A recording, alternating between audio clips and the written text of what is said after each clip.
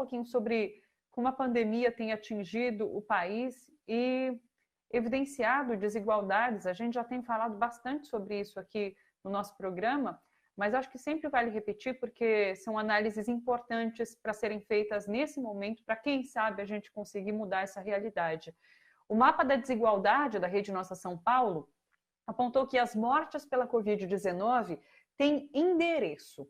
2 dos distritos com mais óbitos, Brasilândia e Sacomã, que tem mais de 500 mortes, os dois juntos, tem um percentual de domicílios em favelas 3 vezes maior do que a média da cidade. No entanto, se a gente pegar, por exemplo, Paraisópolis, que é uma das maiores favelas brasileiras, com mais de 70 mil habitantes, temos um cenário oposto. A taxa de mortalidade pela Covid-19 lá é de 21,7 pessoas por 100 mil habitantes.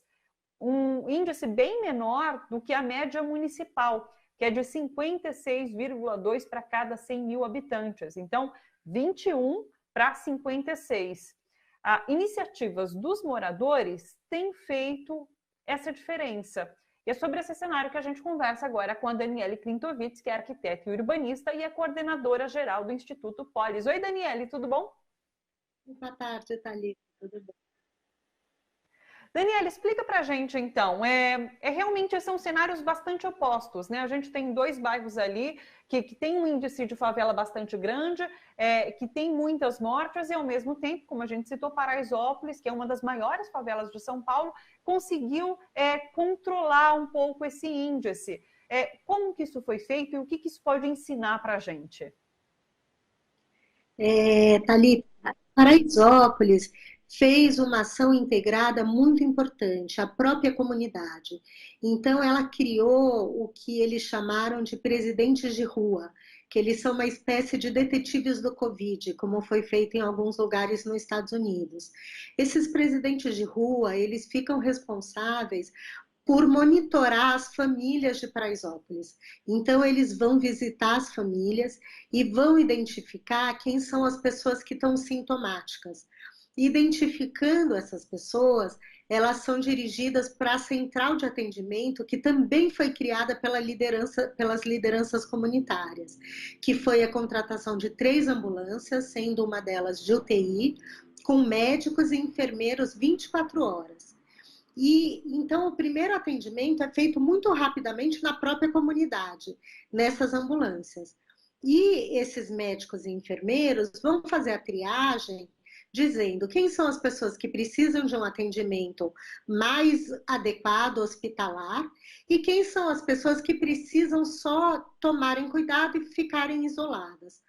Como Paraisópolis tem uma grande quantidade de casas muito pequenas, com muita gente dentro, muito densas, que não seriam possíveis fazer o isolamento adequado dessas pessoas sintomáticas, Paraisópolis conseguiu, junto com o governo do estado, a concessão de 2 escolas que estão fechadas por causa da pandemia, justamente para fazer o isolamento dessas pessoas. Então, criou centros de isolamento, onde essas pessoas ficam sendo atendidas, recebendo alimentação, remédios, até que elas estejam curadas e possam voltar para casa.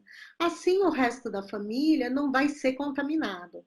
Também Paraisópolis criou centros de brigadas com bombeiros civis que foram contratados por eles e também atendentes capacitados da própria comunidade que conseguem fazer a retirada rápida das pessoas que estão com maiores sintomas, já que as ambulâncias não entram em Paraisópolis.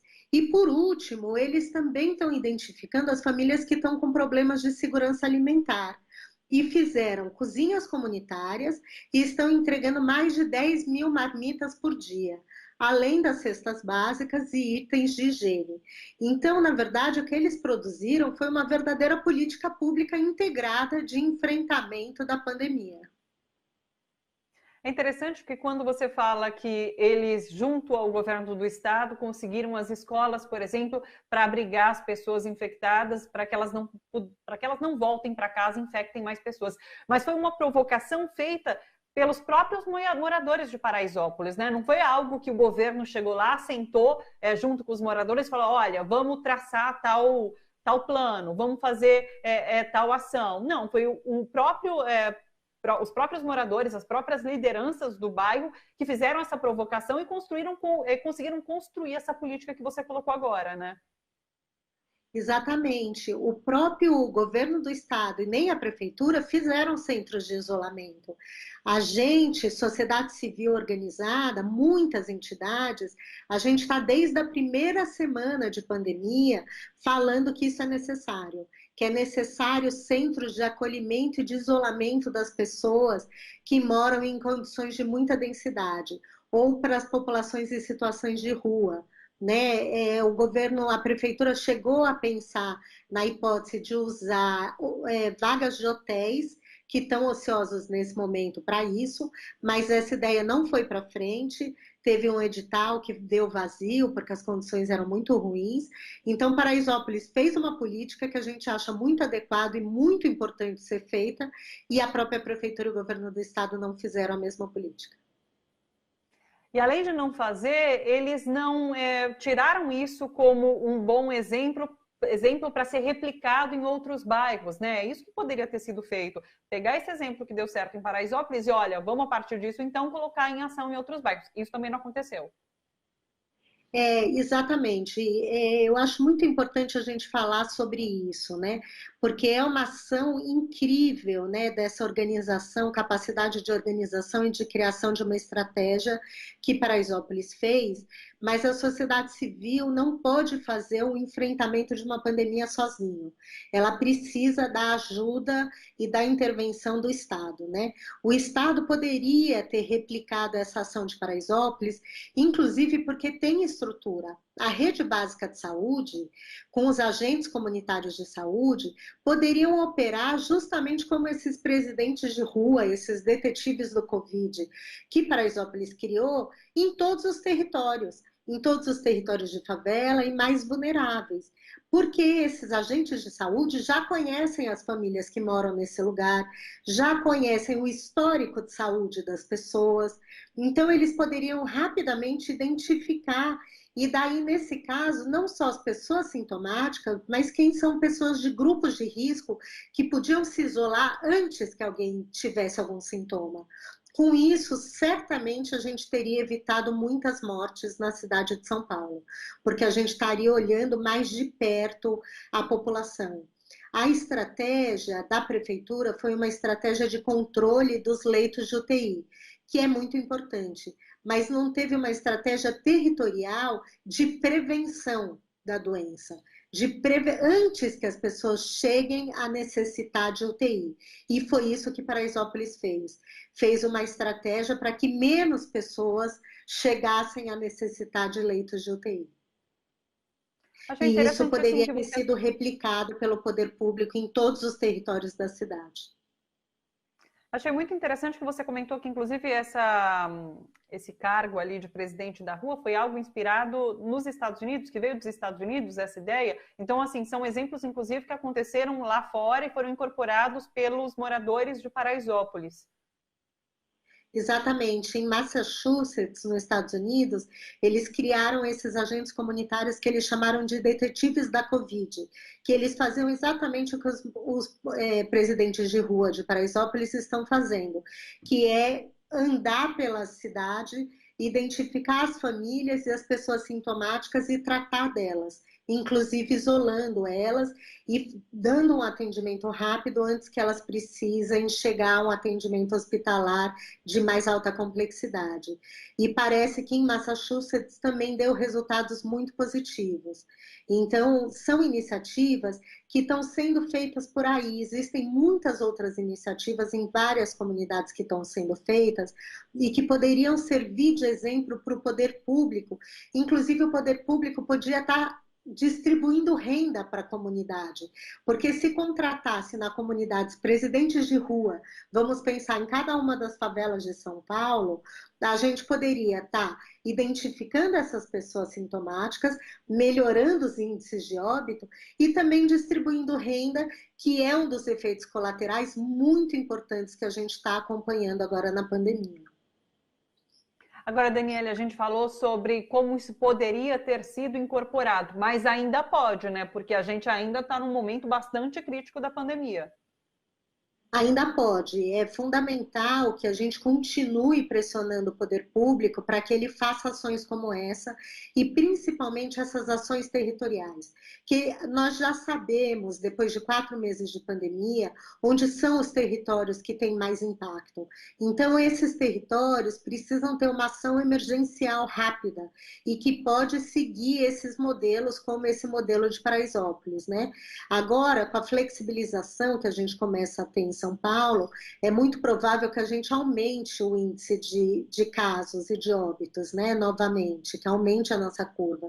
Então, seria muito importante que a gente fizesse esse prognóstico e essa prevenção, inclusive separando as pessoas que estão saindo para trabalhar das pessoas que são grupo de risco e que continuam em casa, né? Porque senão essas pessoas que vão sair para trabalhar voltam no fim do dia e vão estar acolhidas numa mesma casa, com poucos cômodos e com muita gente, e com pessoas em grupo de risco entre elas. Claro. Eu tinha uma pergunta para você, minha luz apagou aqui, eu desconcentrei e perdi a pergunta. Daniele, o que era mesmo que eu queria te perguntar em relação à flexibilização? Flexibilização. Nesse momento em que São Paulo está flexibilizando de alguma forma, inclusive agora com o anúncio de abertura de parques, inclusive que foi feito esse anúncio hoje, como que vocês, entidades da sociedade civil, têm visto essa flexibilização? Olha, a gente tem visto com muita preocupação, Thalita. A gente acabou de fazer um estudo que a gente soltou a semana passada, onde ficou muito claro para a gente que esses bairros que estão mais infectados, têm mais número de óbitos, eles não são só os bairros mais vulneráveis da cidade em termos de precariedade de ambiência, né? Precariedade do habitat, mas eles são também os bairros que concentraram mais pessoas que não pararam no meio da pandemia, que tem tipos de trabalho que não podem ser feitos por teletrabalho, pelo famoso home office, né? E que tiveram que sair para trabalhar. Então, a causa, obviamente, quando eles voltam para o trabalho, eles encontram um território precário, onde é muito difícil manter a segurança que a OMS, a Organização Mundial da Saúde, propõe, né? Que é lavar a mão e ficar isolado. Mas elas foram infectadas na rua, trabalhando. Com a flexibilização, é muito preocupante que aumente esses territórios, porque mais gente vai sair para trabalhar. A gente já teve um padrão de isolamento, que era um padrão que tem um exército de trabalhadores trabalhando para que uma parte da população possa ficar em casa.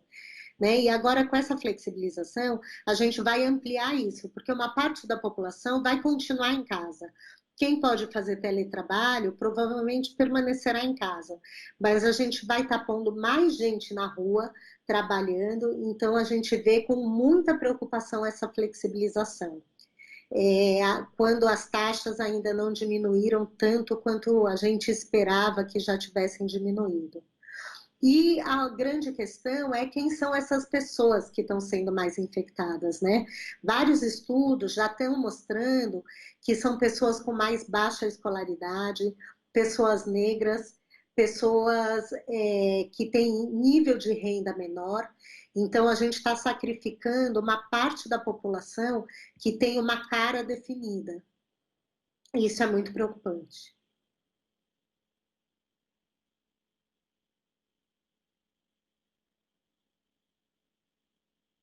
Foram desmascaradas, o Facebook caiu várias contas, né, ontem, de ontem para hoje, e muitas dessas redes atuavam na desinformação em relação à Covid-19. Isso também tem sido um problema no enfrentamento? Isso tem sido um problema muito grave. As pessoas que estão na ponta, as lideranças comunitárias, têm relatado a falta de informação e as informações equivocadas, né? As fake news que chegam nesses territórios. Então, muitas pessoas não estão se prevenindo direito porque a informação não está adequada.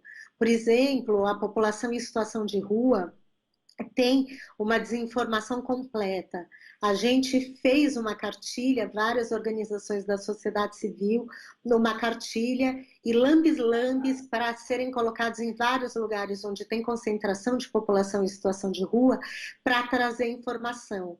Porque justamente a informação não está chegando de forma adequada da próprio Estado.